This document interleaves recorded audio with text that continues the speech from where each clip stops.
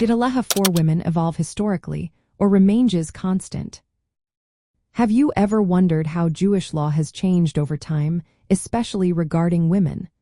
This question opens up a fascinating discussion about halacha, or Jewish law, and its historical journey. Halacha is rooted in the Torah and the oral law, which provide guidelines that apply differently to men and women. Traditionally, many commandments were specific to gender. Women were often exempt from time-bound positive commandments, but had obligations in other areas, like family purity laws. As we look back through Jewish history, we see that rabbinic authorities have interpreted halacha in ways that reflected changing social and cultural contexts. For instance, the Ketubah, or marriage contract, was introduced during the Second Temple period.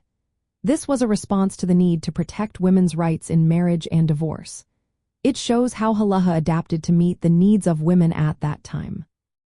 Fast forward to medieval and modern times, and we find that some rabbis have used halakhic mechanisms to address women's needs more flexibly.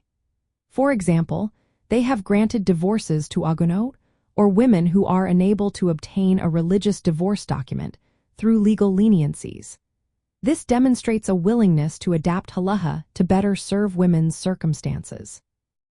In the 20th and 21st centuries, we see even more significant changes, especially within non-Orthodox movements.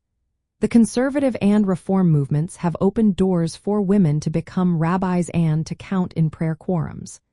This shift reflects a view of halacha as something that can evolve while still being binding. Within Orthodox communities, while many ritual roles remain as traditional, there has been a notable increase in women's educational opportunities and leadership roles.